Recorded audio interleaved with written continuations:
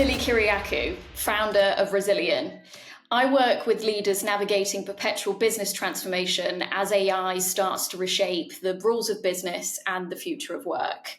Now, there's a ton of negative noise out there, specifically around how AI will take our jobs and replace us. So let me get straight to the point with this one. It's all true. Machines can replicate any hard skill at exponential speed, and they can do it 1,000,000 times better than us. But here lies the question, is that really a bad thing?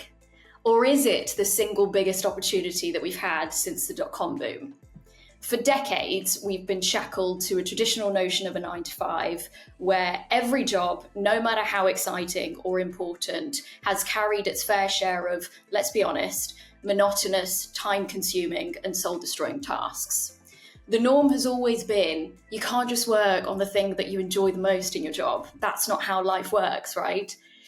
But what if AI has flipped the script in our favor? What if it's actually building a world where we can have our cake and eat it? And most importantly, what if it's giving us our freedom back in the process? Let me explain what I mean by this. If AI takes over all routine work, what is left for humans? To reimagine how they produce value in the workplace. And what does that do by design? It places us in the driving seat of value creation. So in other words, we now not only get to work on the stuff that actually makes a difference, but we're also in a position of influence that we've never been in before. We now get to define and build the future of work, the future of business for organizations. The dynamic as a result between an employer and an employee has never been more balanced. So in height of that, take sales, for example. Before AI, it meant endless cold calls and people telling you to bugger off every 5 seconds if you were lucky. Now, sales professionals can focus on human connection, the most important element of sales, and the element that's going to make you the most successful. They can focus on the psychology of building relationships and influence, the importance of brand building. And guess what? There's no algorithm in the world that can get into the mind of a human like a human can. And here lies the incredible opportunity.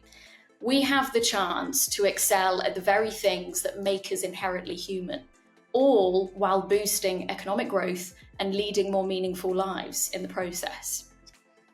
There has actually never been a better time to be alive as a result. Yet despite this, I still see mass fear, and rightly so.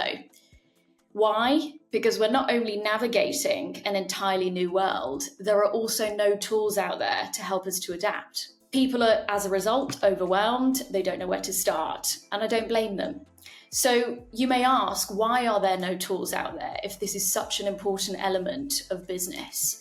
Because the way that we carry out change today has not been designed to benefit humans. The entire system of change that we operate today, we've been operating for decades, and it's been built for process, technology implementation, and strategy execution. So this is where the crux of the matter lies. Humanity can only benefit from the massive opportunity that AI gives us if we first address human adaptability. Without this, that promise turns into mass displacement. And that's where the risk lies. So this is why I founded Rezilien. We're the human adaptive intelligence engine for the workplace.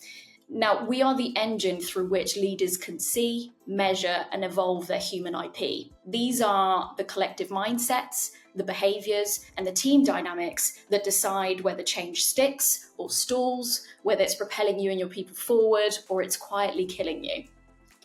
Our mission is to finally give leaders the tools to lead their people through constant uncertainty with confidence and optimism.